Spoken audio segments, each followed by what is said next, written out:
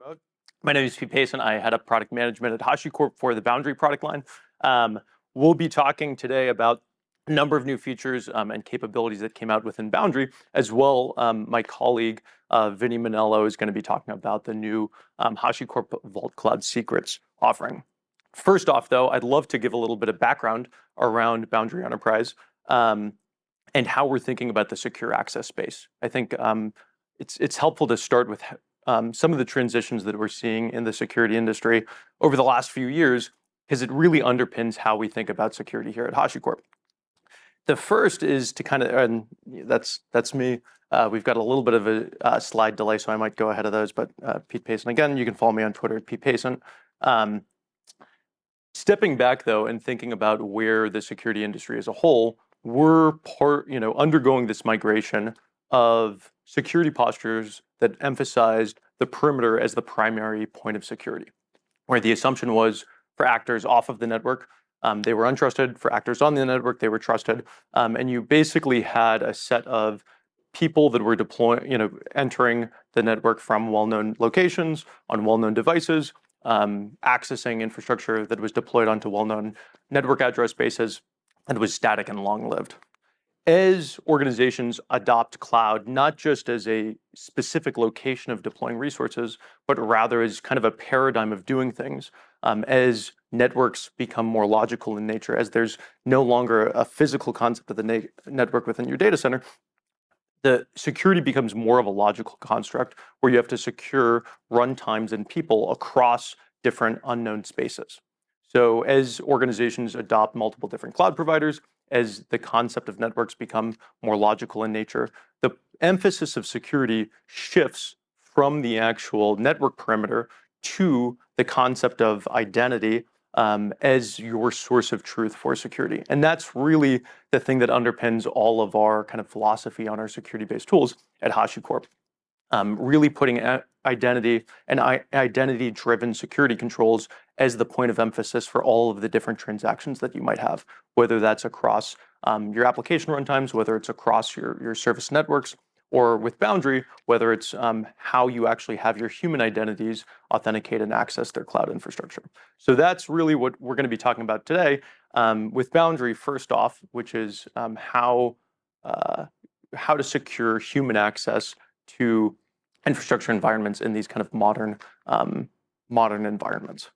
So Boundary is first and foremost a way to standardize remote access to cloud infrastructure. So it's trying to create a consistent workflow for access that gives least privileged access controls across any of the different endpoints that you might connect to.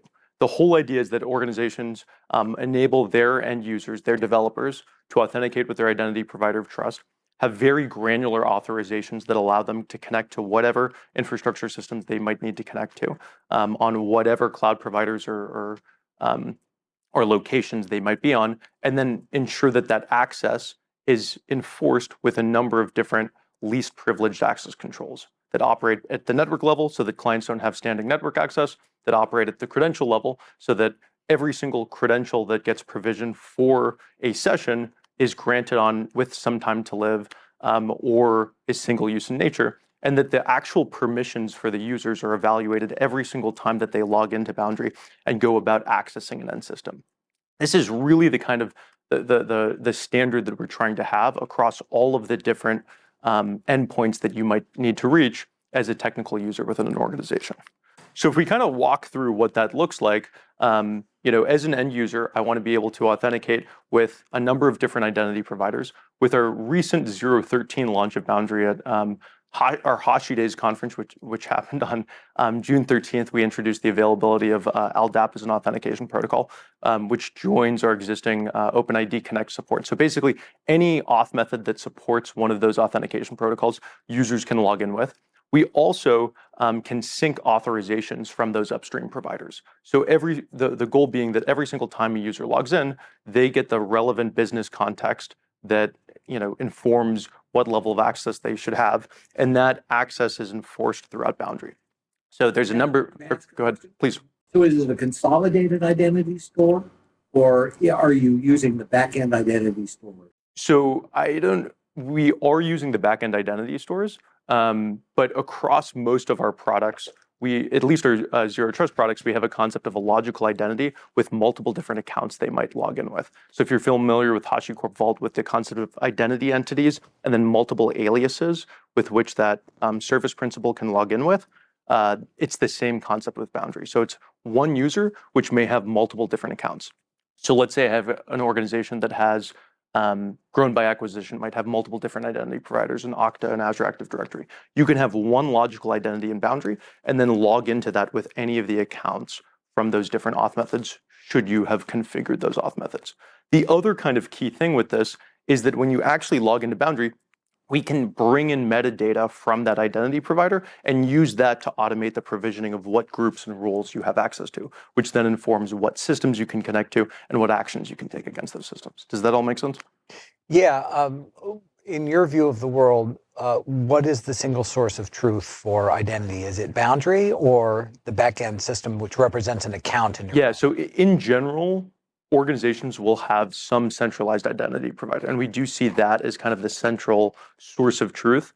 The philosophy that we have is for all of these different security controls, being able to bring that concept of identity and then enforce identity-based controls off of it. Does that make sense? Yeah, I get it. So that's really the authenticated and authorized step. Log in with your identity provider of choice, ensure that your business context is reflected when you log into Boundary.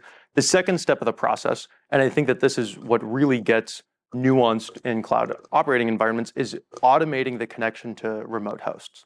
So as you have progressively more ephemeral resources, that concept of administering static infrastructure on well-known IP addresses oftentimes breaks down. So you need some kind of automated control to facilitate the onboarding of newly deployed resources and the application of security controls against those newly deployed resources. So with Boundary, we have a number of different ways to kind of facilitate that automated onboarding of resources. The first is that you can fully instrument your configuration of your environment through Terraform. And then the second is this concept of dynamic host catalogs. And what dynamic host catalogs are is it basically facilitates the onboarding of new resources by querying providers' APIs and onboarding new services based off of metadata. So you could query, for example, the AWS provider API with an AWS dynamic host catalog and onboard your newly deployed EC2 instances from there.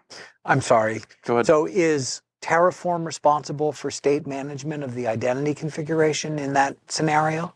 So for identity configuration, you can configure identity management with Terraform. You can also configure your identity landscape within Boundary through the CLI and outside of Terraform. So what happens if you have drift in the Terraform state? Great. Yeah, what happens if you have drift from the Terraform state? Great question. On the identity side or on the identity side? So on the identity side, the whole idea is that when you log in, this is probably a little in the weeds right now for early. Sorry, but let's go through it. When you log into Boundary, you have the core idea is that you've set up groups in such a way to bring in metadata from your upstream provider. So you could have a group that says, okay, add anybody with these metadata claims. Maybe it's a certain level of MFA. Maybe it's a certain LDAP group membership or Okta on-call group membership. So that even when state drifts from something like Terraform, so long as it's in the identity provider, when you re-authenticate to Boundary, that context is brought in as part of the authentication protocol, as part of that OIDC JavaScript web token, and we can bring that context in and update what group memberships that user has. So that way, it's not required that you have this static configuration within Terraform, which, to your point, as for configuration as code, you can have some drift there. So similarly, that's a key concept with service discovery with Boundary. We just talked about the identity provider side, but on the host discovery side, one of the key questions is, okay, maybe I'm provisioning infrastructure with Terraform, maybe I'm configuring access to that infrastructure with Terraform through Boundary, but what happens when state changes happen outside of Terraform for newly deployed resources that happen outside of the provisioning? And that is really where this concept of agentless discovery through the dynamic host catalogs becomes relevant. Boundary basically has an identity to query AWS's or Azure's provider and discover services that way and detect the drift. Got it. The last part of the slide, I know that we're kind of talking through this step by step in terms of the workflow. Users authenticate with their identity provider. They get very granular authorizations that govern what systems they can connect to. So rather than something like a VPN where you can go laterally throughout the network, you get access to just the systems you should have access to. We've talked about how Boundary can automate the connection to those end resources through this automated onboarding of new services. The last step is really ensuring that that access is granted with the principles of least privilege. So making sure that that's granted on a just-in-time access model. And that happens at multiple different levels within Boundary. At the credential level, Boundary can check out credentials from HashiCorp Vault, which are single-use in nature. At the network level, clients don't have standing network access to the endpoints that they're trying to reach. So they have to go through Boundary to authenticate, be authorized before they get a tunnel to that remote endpoint. And then the last piece is, as we've talked about with this, permission evaluation. Every single time they log in, their business context is evaluated. So in theory, their permissions and the level of access they have should reflect that context that they log in with. The reevaluation is only on login, right, of the permission? It's a great question. So there's a couple of different capabilities within Boundary today. The concept of managed groups happens at login right now. So Boundary does not natively support something like SCIM that can update those permissions time over time. That is something that we're very interested in the future, but at this point in time, not the case.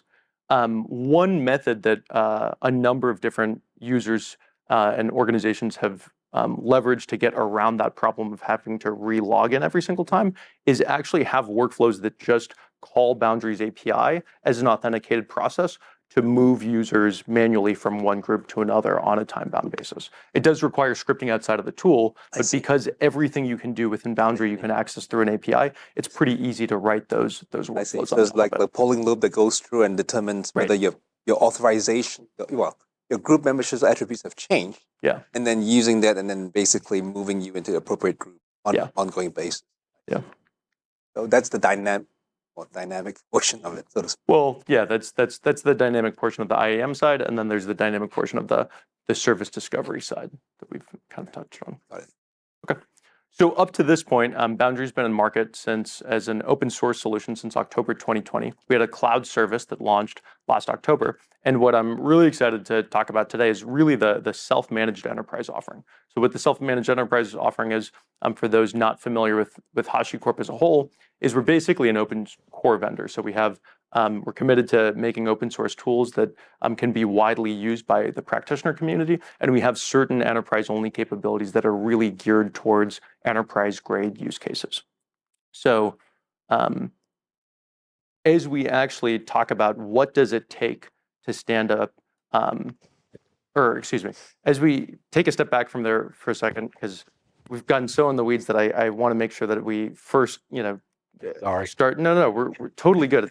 They're great. They're great questions. I want to first make sure that we just are all on the same page in terms of how the actual user workflow goes to connecting to these remote systems. So if we think about that perspective of a developer that just wants to access their infrastructure, you've got your user, they authenticate with their trusted identity provider. That could be, any of the ones out there that leverage OIDC or LDAP. They have the authorizations that, again, sync their business context from permission claims from either an OIDC JOT or from LDAP group memberships. Those authorizations can be given within Boundary to restrict access to just specific services that you can connect to. They're fully additive in nature, so they've got a zero trust permissions posture. It's not like you're getting default permissions. You have zero default permissions, and all grants are additive. Once you actually go, as a user, once they actually go and authenticate and are authorized, they can select the services that they have access to, and then they simply connect with under the hood a network proxy facilitated through Boundary, as well as credentials checked out either from an external credential store like HashiCorp Vault or stored statically within Boundary itself, and then ultimately have a secure, authenticated, I call them zero trust tunnels to the endpoint in question. Again, that could be a Linux host, that could be a database, that could be a Windows host, but the whole idea is that you've got a time-limited tunnel to these remote endpoints. In terms of Steve, I have a question on that last part there. You mentioned the authentication authorization piece is only happening at logon time. What about the actual assets that I have access to after I've been authenticated and authorized? Yeah. As they change during the day while I'm logged in, does my inventory automatically available to me, or do I have to refresh that by logging in again, or some other method to see the new assets? Sure. So as you have new resources that let me back up. Users are given access to roles within Boundary. Those roles govern what systems you can connect to. As new resources are onboarded to Boundary as targets or as hosts, the roles and all principals, all users and groups that are members of those roles get access to those resources. So they, it's within our UIs there, it's at the refresh rate of our UIs. At the CLI, it's instantaneously or over the API. If, Okay.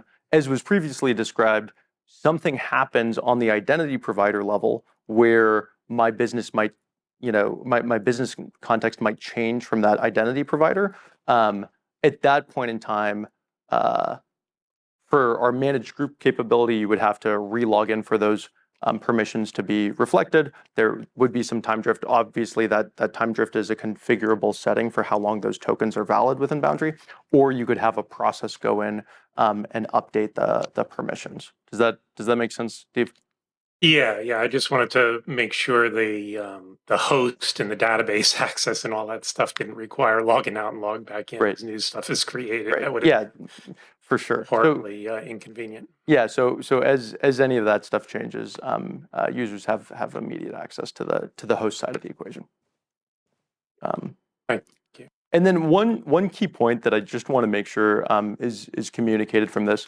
There's really two steps of authentication with this, right? Users authenticate to Boundary itself, and then they also need some way where that Boundary tunnel gets authenticated to the remote target. So you need some. Let's say you're talking about a Linux host, you'll need some SSH key or username or password to authenticate to that endpoint. Boundary manages that on behalf of the end user with optionally with HashiCorp Vault or statically natively within Boundary itself. And the core idea is that Boundary's managing that credential itself. It's injecting it into the session. The next slide is getting into what the Boundary proxy looks like, but it's basically, it can be a layer 7 proxy for SSH connections. So that SSH credential can be rotated with every single session, but it's also never directly exposed to end users, if that makes sense. So I assume that's one-time use as well. So correct, yeah. even if it gets stolen, it's worthless. So ultimately, for these kind of enhanced lifecycle management capabilities for secrets, we rely on Vault's ecosystem of secrets engines. So Vault, as a tool, has it's basically its goal is to be a platform agnostic secrets management provider that gives dynamic secrets. It's got a full ecosystem of different secrets engines for which it can support either single-use credentials or credentials with a configurable TTL after which they get rotated. With Boundary for a number of the different types of endpoints that we've discussed: SSH endpoints, Windows RDP endpoints, database endpoints. Vault has secrets engines that can do single-use credentials. So the answer is yes, single-use credentials with Boundary and Vault. Just want to make sure I'm giving all context to those online. Excellent question, though. So as we discussed, Boundary is available both as a fully managed service on the HashiCorp Cloud Platform, and then also recently is available as a self-managed enterprise offering. So what does that actually mean? It turns out that both offerings are identical from a workflow and API perspective. It's really just a managed service of Boundary versus one that you can run within your own environments. So ultimately, the choice of which offering is right for you isn't really dependent on what features you might get with one offering or pricing model of one offering or anything like that. It really comes down to, do I want to run a managed service or do I want this running within my own environment?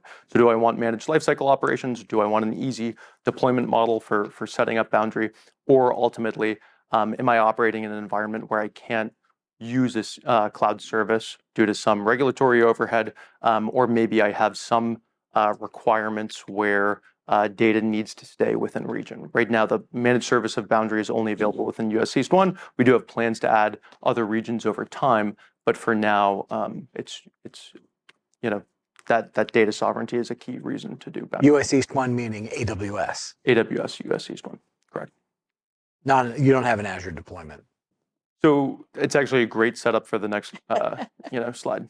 If we think about, okay, we've talked a lot about this Boundary thing, what it does, the workflow that it gives and everything like that. Something a lot of people ask at this point is, okay, what does this thing actually consist of? How do I get it stood up within my environment? So let's talk about that a little bit. Boundary fundamentally is an identity-aware proxy. So it's got two primary components. It's got a control plane that manages all state of your targets under management, your users under management, and their access permissions. And then it's got a set of worker nodes. Those worker nodes are the actual proxies or gateways that facilitate the connections to your private networks and private environments. With the cloud service of Boundary, we run that control plane on behalf of end users. However, those worker nodes can still run within your environment. The corollary there is that you don't have to open up your private networks, your VPCs, your VNets to HashiCorp as a cloud provider or any other entity for management. Those phone home through a reverse proxy mechanism, and you can run those entirely within your infrastructure. One key advantage of something like Boundary, I think, relative to other access management solutions, because access management solutions, this is not a new problem space. Securing how to connect to a remote machine has been around since Telnet was started. With Boundary, it's fully an agentless proxy, so there's no need to install an on-target, any kind of runtime or binary there. So the advantage of that is that for legacy systems, first off, where you don't necessarily want to install net new environments, you don't have to manage the lifecycle of an agent or introduce that into your environment. Similarly, as the world shifts away from instance-based access to more, the API as the point of access or the PaaS service as the point of access, where you don't really have a concept of an agent, this model is durable both for those more legacy systems as well as the more modern agentless endpoints. So these worker nodes can operate as a layer 4 proxy first and foremost, but then also as a layer 7 proxy for SSH for now, but we plan to have a whole ecosystem of different protocols for which we support this layer 7 proxying. So the layer 7 proxying can basically inject credentials into a session. So only the only authenticated part of the tunnel to the end system is from worker to target. And then it also, and I'll be talking about this in the, next segment of the video, because I think this is going to be diced up. It can also allow us to do things like record the session so that you can get visibility into the actual actions and commands that were taken within a particular session. Or the protocols that you support natively, right? Obviously RDP or VNC or whatever it is that you support natively, you can record those sessions. If it's a unique protocol, it's custom TCP protocol, all you can do is just port forward Right. that essentially. Exactly. So right now we the layer 7 proxying we support for SSH sessions. Right. Everything else is just a layer 4 proxy for TCP. Sure. So with TCP, to your point, we can forward that connection, or basically a network level proxy. We can also, we call it brokering of credentials from Vault. So in the brokering context, you can after, inject. yeah, exactly. You can, after you authenticate and authorize the user, you can give them access to a single use credential that they can use in a session. So that can be done for Windows RDP or for databases, those things for which we don't support the layer 7 proxying yet.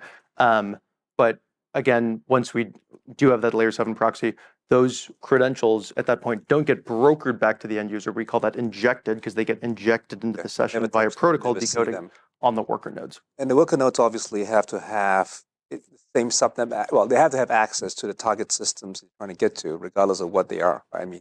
And that path has to be opened up at the very minimum. Otherwise, you can't get to the proxy. Exactly. It's a really good question, and we can actually go into how that, what the flow of that network connectivity looks like. And you handle overlapping subnets? Like if I had the same telnet in Azure, the same telnet in AWS, it would happily work. So that's a really good question. I almost want to go into an appendix slide. Okay, we can hold that till later. We can get into that, but Yeah, basically one of the key We will take you capabilities- off target if you Yeah, let us. well, Yeah, You, I- you got to be careful. we You got to have be a little careful. bit of time, and we've Yeah. buffered this in such a way to be able to explore these types of Sure. topics. Absolutely. And that's one of the advantages of having people in the audience to kind of start ask those sorts of things.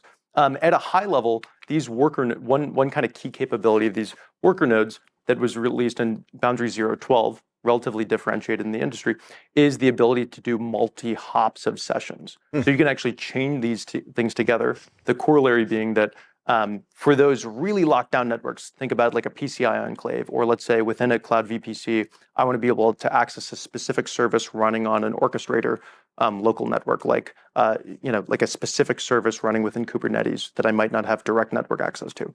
You could have chains of workers, so a worker at your front door VPC as well as a worker running on the actual orchestrator cluster, or for the PCI enclave scenario, a worker in my data center, and then a worker within my PC enclave, and ensure network access is given to those targets all through reverse proxy of the chain, so that on your most locked down networks, they don't even need to be connected to the public internet. And in that point, just to make sure that I get back to the CIDR range question, can you deal with overlapping CIDR ranges? What this allows you to do is actually navigate a really complex topology of networks. So long as the user has inbound access to what we call an ingress set of workers, and then so long as they're accessing a target for which we've configured the egress workers, we can resolve the route, even if within that topology you're dealing with different CIDR ranges in AWS or Azure. It's the same exact access model, regardless of the providers, and we can navigate that mesh. And namespace navigation in that case is obviously I'm navigating via identifier for the service as opposed to an IP address at that point in time. Well, it's ultimately what you want to do. Okay, so you map that all. Yeah. Just before you move on, is this the right time, Pete, to ask about managing the fleet of workers? How is that scaled? So it's also a really good question. So ultimately, both the control plane, I don't know how familiar you are with HashiCorp tools. Most of our tools, in fact, I think all of our tools are distributed as a single Go binary. So these like the control plane, if you were to run Boundary yourself in your own environment, what that effectively is a Go binary that runs a set of controller nodes. It has an underlying Postgres database. Similarly, for the workers, those are the same exact Go binary that you're just scaling throughout your estate. There are some things for those that are going to go and say, hey, I want to go out and try Boundary right now. Once you get into that more complex meshes where you have isolated environments, you do want to set up pooling within each segment, if you will, if that makes sense. So each network island, if I need to have HA to that network island, I need to make sure that a pool of workers is available to reach it. Yeah, multiple workers, your load balance, clustering stuff. Right. Well, actually, that's a really good point to bring up. The workers themselves don't need a load balancer in front of them. Sure. Those phone home to the control plane, and the control plane actually makes manages the decision which one to that go. and makes the decision around which one's up based off of a series of heartbeat pings. Is there a client on the user? The client is on the user, yeah. It's a great question. I'm actually going to walk through that right now, like end to end, what runs where, and how is this facilitated? So it's an excellent question. I do want to keep a little bit on topic here as we go through. But I like the We're resisting. No, I like the conversation. I like the conversational aspect of it. So let's talk about the end-to-end workflow on the actual cluster itself. So if I'm some user, I have the Boundary client running on my actual device, on my Mac, on my Windows device, Linux device, whatever it is. I can use both the Boundary Go binary as the CLI. Boundary also has a native desktop application for Mac, Windows, and Linux. So really, either one of those can kind of facilitate these connections. When I go to log into Boundary, I'm interacting with the actual controller node. And again, HCP Boundary, the cloud service that's run by HashiCorp. In Boundary Open Source or Boundary Enterprise, you're running that controller yourself. And that controller can delegate the authentication to an external identity provider. We have a local username and password, but for most organizations, they're going to your point, have an upstream identity provider as the source of truth that we'll go to for authentication. After you go in and are authenticated from that identity provider, you can have a set of targets that you can access. targets are a logical construct in Boundary. They have both host sources, so those are the set of systems you can access through those targets, as well as the set of credentials you can use to access those targets. So think about it as a permission boundary to the set of hosts or systems that you're connecting to. The way I kind of think about a target is it's like an assume role functionality against the endpoint that you're trying to reach, if that makes sense. It gives you access to a vault role and a vault credential, which you can configure to only be able to take certain actions against the endpoint that you're trying to reach. And a target gives you time-limited access to that remote endpoint under those privileges. So a target is defined by the endpoint you're trying to reach, the set of credentials you're allowed to use for that, and whatever limitations on the session or for that period of time. Is that? Yeah.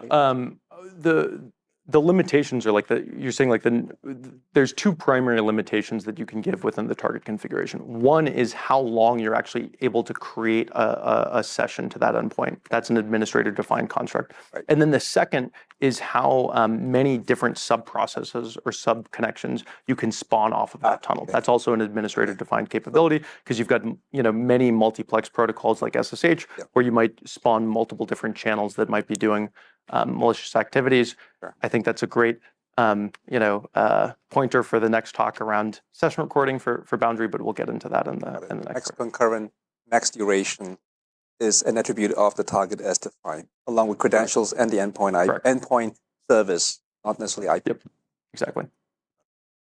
Okay. So then when that user goes and tries to request access to a particular target, what happens under the hood again is a tunnel gets created from their, when the target is accessed through Boundary as an authenticated process to Vault can check out credentials to that target from those configured credential sources, and then return those back to the control plane for use in the session itself.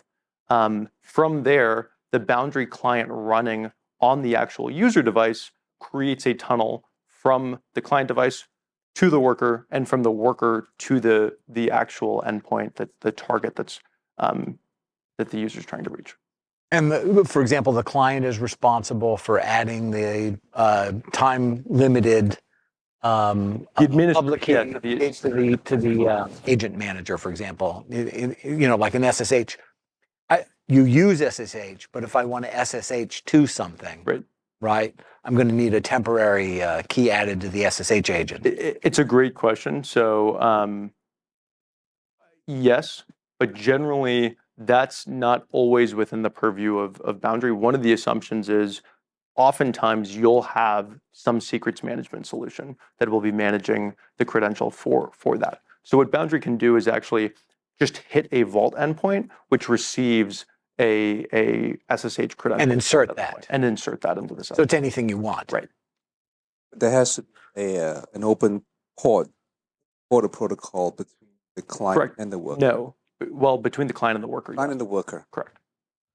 And in situations where you have lockdown networks, again, you can traverse a chain of workers for Boundary Enterprise and HCP Boundary. So you can have your ingress workers in some DMZ or client accessible network. Mm-hmm. Maybe it's your corporate network. And then you can have your downstream workers in your data center network, in your cloud VPC, in your PCI enclave, on your Kubernetes cluster. And are they on different protocols, or are they all on SSH? Between the worker ingress and the workers themselves communicate over gRPC, but then they expose what looks like to the client either TCP tunnel in the event that Boundary is acting as a layer 4 proxy, or an actual authenticated SSH tunnel in the event that it's a protocol aware session.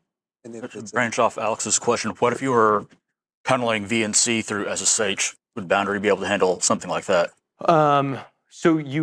So yeah, I mean, from the perspective of the end user, it's just whatever you want. It's just an SSH session. You can create whatever subchannels you want off of that. From the administrator perspective, you might not want to do that, right? Like, let's say I don't want to allow SCP transfers or something like that.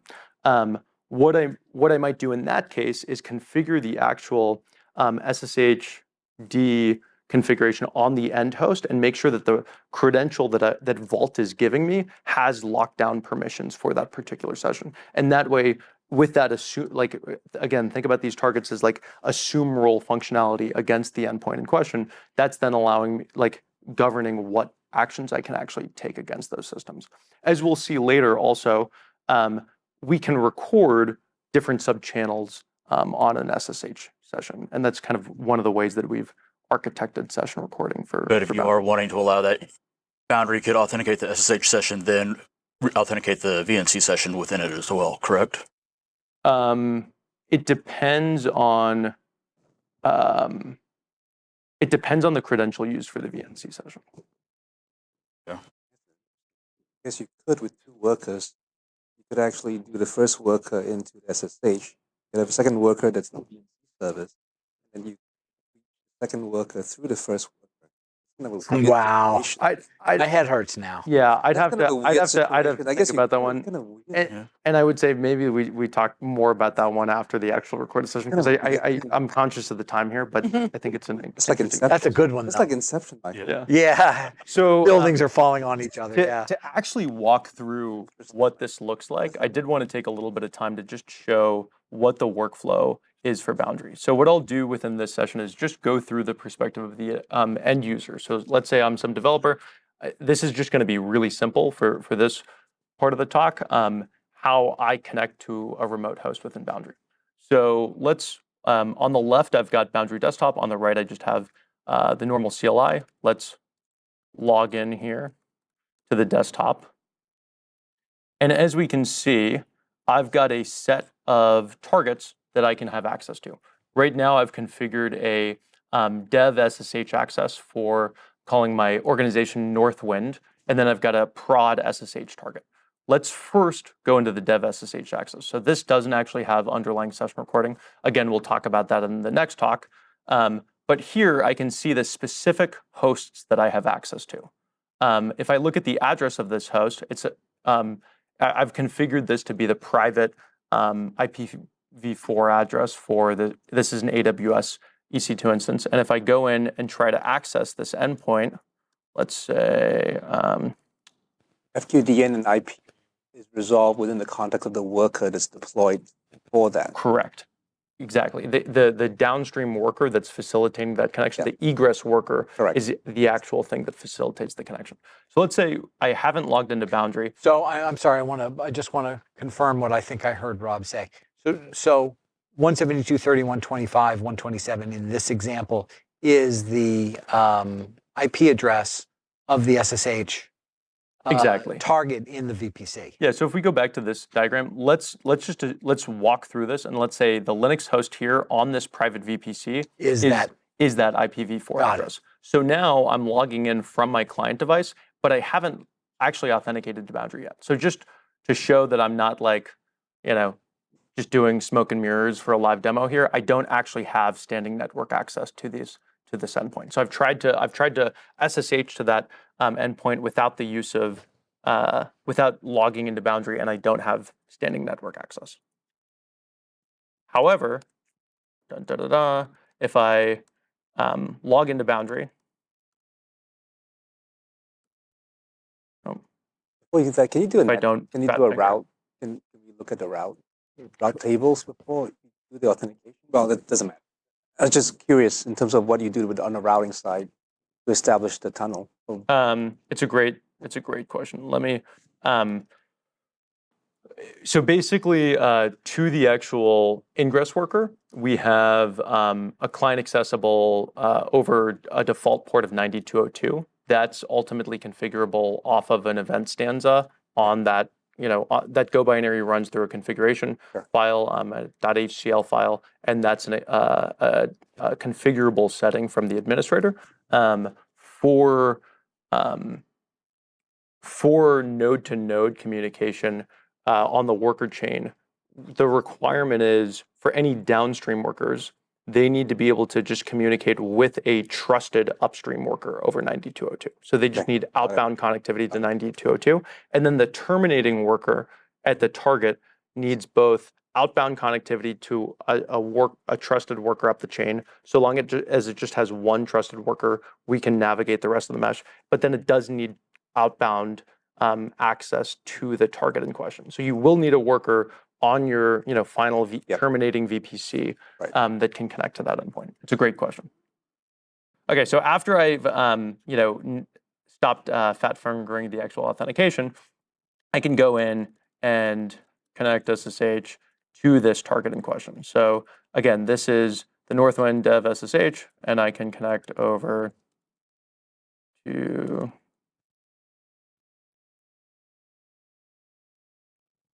receive an actual shell into that endpoint. And again, what's happening here is I'm getting a time-limited tunnel to this endpoint.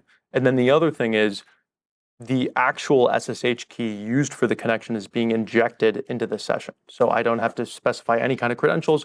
If you did network level listening on my client device, I would never actually receive that SSH credential. It's completely obfuscated from me as an end user. And the Boundary client in this particular case is multiplexing multiple connections and implementing the SSH protocol into that first. Yeah, it's an excellent question. And again, at the target level, we'll just go into this live. This wasn't really in the script, but we can talk about this because it's a great question. Is in the actual target configuration, you can go in again and configure those maximum connections, so the maximum number of sub-processes that you can spawn off of that multiplex channel. -1 just sets infinite, so for the purposes of this demo, I don't really care, but as an administrator, I might actually care.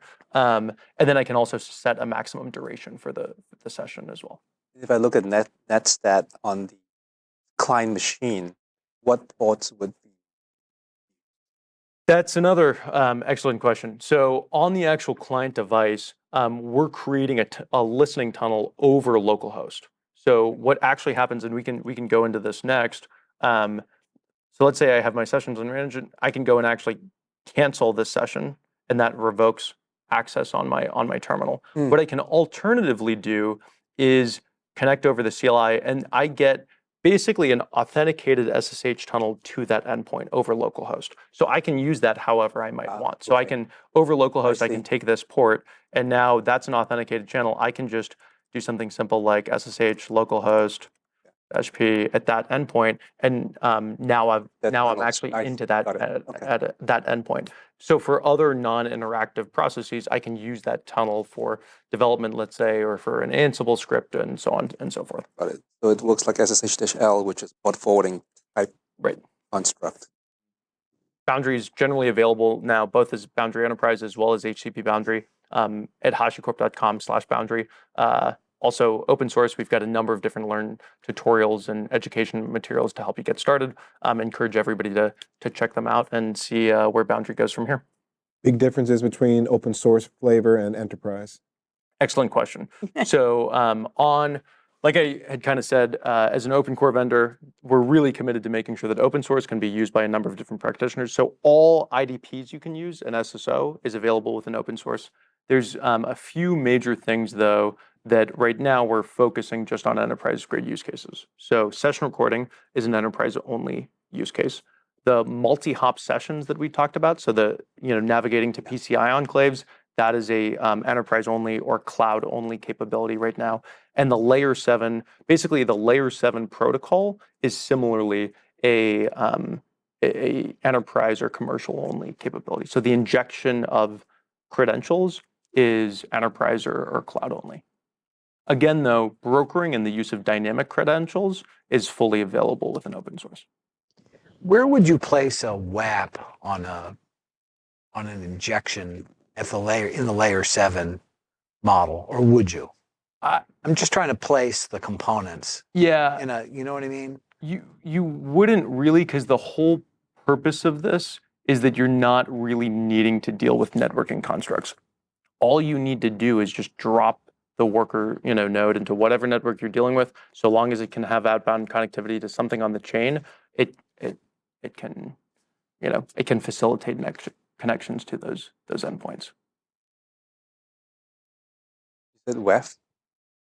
Yeah, I'm web application firewall. Yeah. Probably. I mean, this is more for the internal DevOps folks or IT folks to get access to internal systems primarily, right? not so much a publishing, a front-facing API type. Yeah, that's Well, kind of. probably- I'm just trying to probably, yeah. place the solution space. This is better. replacing like a VPN. This right? is- or this is- SSH. I right? think- or raw Yeah, SSH. well- And yeah. generally, it's But privileged you know, there are a access billion scenarios. apps out there where people RDP Yeah, it's, to it's, you know. yeah. it's I mean, RDP, you know what I mean? SSH, Right. Right. VPN plus PAM. Right. Kind Yeah, probably. So I think that if you look at how industry analysts talk about the space, they're not really sure what to call this these days. Now you know what I'm. Now Yeah. you know why you So get that weird question. Traditionally, we've got a number of people ask us, are we a privileged access management product? Are we a zero trust network access solution? Are we, I think Forrester has a concept of Dream Dynamic Resource Entitlement Access Management System. There's Oh, boy. a bunch of different acronyms.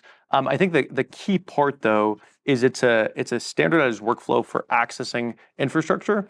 Yeah. I think the difference from traditional PAM is the automated capabilities in terms of the IAM configuring as well as the resource onboarding as well. But if you look at the actual security controls you're giving, you're limiting exposure of credentials to end users, you're rotating the credentials and you're recording the session. So you are getting the security benefits of traditional PAM. I mean, Yeah, I think PAM is a limiting concept for this. Right. Right. That's why- I mean, that's why I didn't want to. PAM, I'm PAM, yeah, I mean, it's got elements of PAM, but PAM also does a lot of other stuff that this Right. doesn't do, which is not relevant to the use case. I mean, the use case is I'm IT or I'm the developer. I need to get access to resources in a secure fashion, in a controlled way.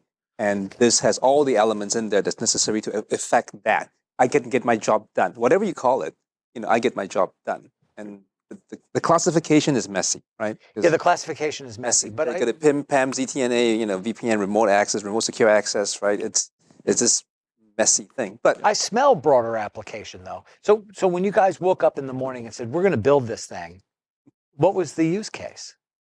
Infrastructure access. So Infrastructure access. So our goal right now is for infrastructure access. If you look at the tool set that we build and who our core users are, it's first and foremost the DevOps use case. Sure. That being said, you are completely correct. This is being architected in such a way that you could have it be, basically endpoint agnostic access, where you get these comprehensive security controls, where it could work, maybe in the future And for the around masses. access.